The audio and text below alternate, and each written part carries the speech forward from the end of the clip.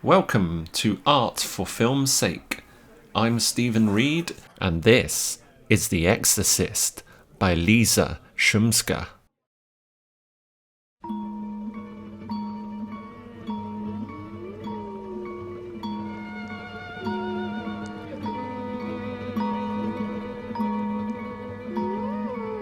It must be horrifying when someone we love begins to behave in disturbing ways.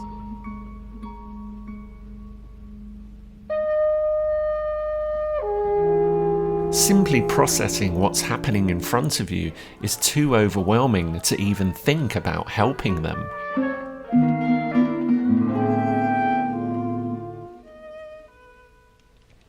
You're gonna die up there.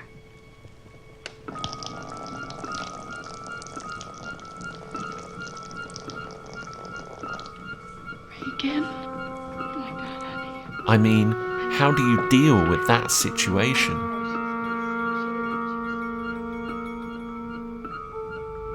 Psychiatrists say that when experiencing trauma, our reptilian brain takes over, compelling us to react in one of two ways: fight or flight.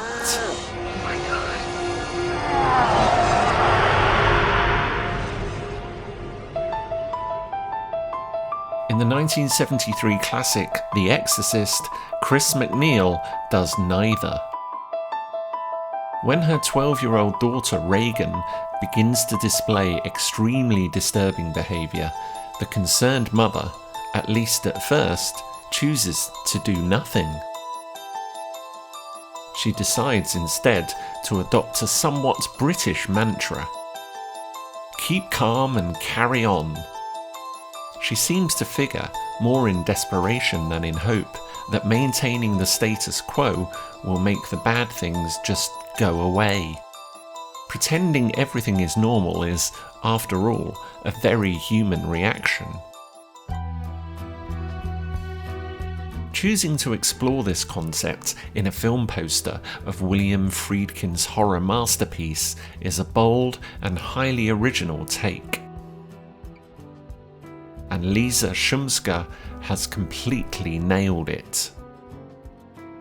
Upon first glance, this seems to be a typical and ordinary family scene.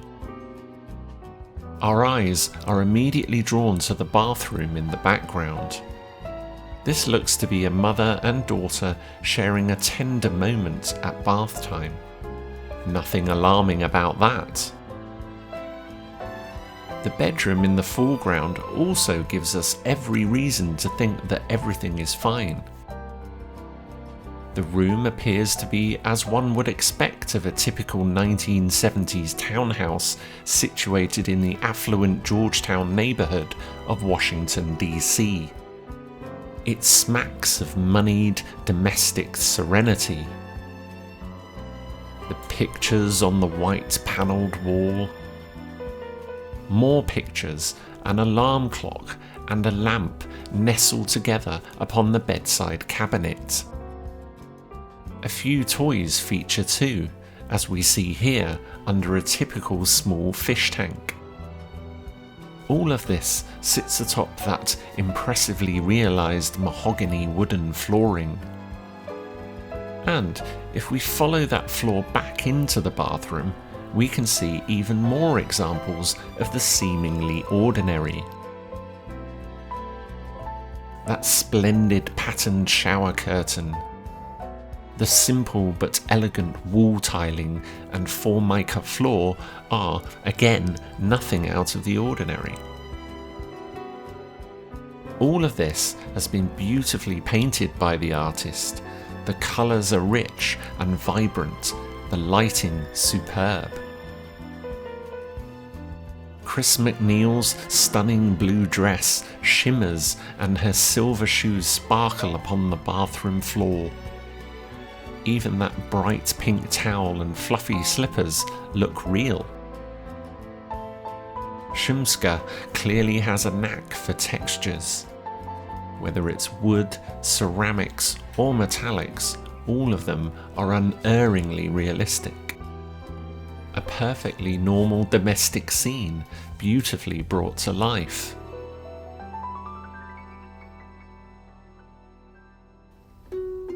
But something else is at play here, a foreboding presence that you can't quite put your finger on. But when you look again, you notice some other elements that you somehow missed.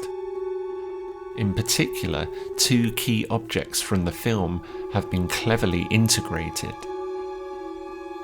The crucifix on the bedside table becomes ominous, and the Ouija board underneath the bed even more so. Another brilliant feature from the film itself is that billowing net curtain. Creeping in from the edge of the composition, it suggests a malevolent force has found its way in. But the biggest clue is the shadow of the Pazuzu statue on the bathroom wall.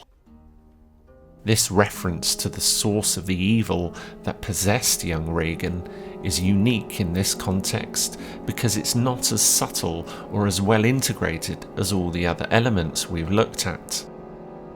Is the artist trying to tell us something? I think Shumska is actually making a point to the mother in denial.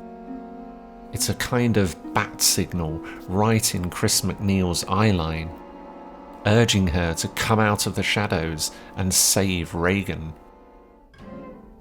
It's a great touch by an artist who clearly has bags of talent. Liza Shumska has created a fabulous poster as a warning to us all. When trauma strikes, doing nothing is not a great option.